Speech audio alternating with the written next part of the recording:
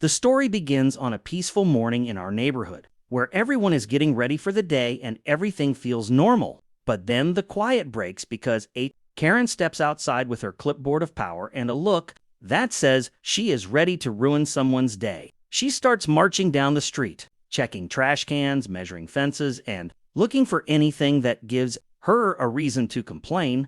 Everyone already knows Karen loves control more than anything else, and she believes the HOA rules are her personal weapons. She walks straight toward my house with that intense stare, and I already know trouble is coming. She tells me my porch light is too bright, my lawn is too well kept, and my welcome mat is not regulation size. I remind her politely that the HOA board approved everything last month, but she shrugs and says she makes the real rules here. Neighbors watch from their windows, knowing this is how Karen operates, demanding respect while breaking every rule herself. She starts shouting at me, saying she will file multiple violations and that I should be ready for a community hearing I never asked for. She even pulls out a fake fine slip she printed herself with her own name signed at the bottom. I tell her she cannot make fines, and she gets even louder, calling me disrespectful and ungrateful. Her voice echoes across the neighborhood, and people start stepping out of their houses, recording her meltdown.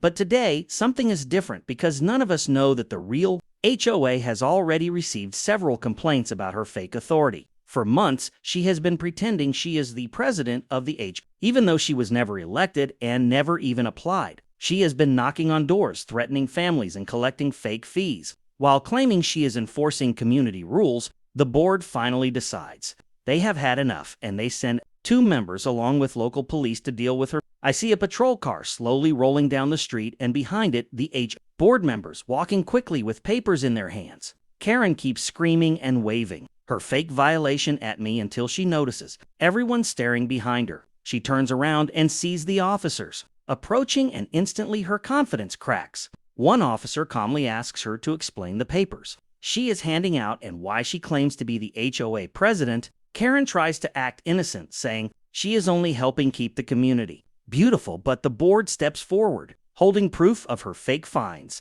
They reveal she has collected money from over 10 families, all of it unauthorized. The officer asks her to step aside and speak with them, but Karen refuses and begins yelling that they are all mistaken and that she is the only one doing real work.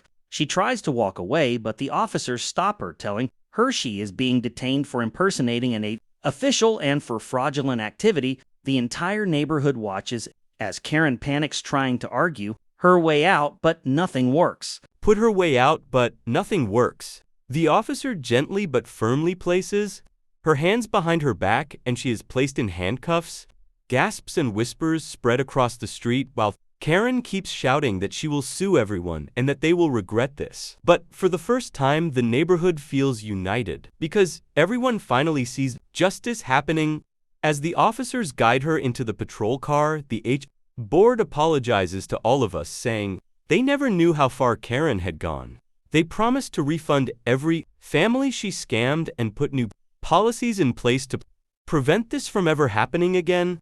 The patrol car drives off with Karen still shouting from inside, and the entire block becomes completely calm. Neighbors step out smiling for the first time in weeks, relieved that the self-appointed queen of the HOA has finally been stopped. I look at my house, the one she tried to bullying me over, and I feel a sense of peace knowing her reign of chaos is officially over. That is how Karen went from acting like the ruler of the entire neighborhood to being arrested for the very power she tried so hard to fake.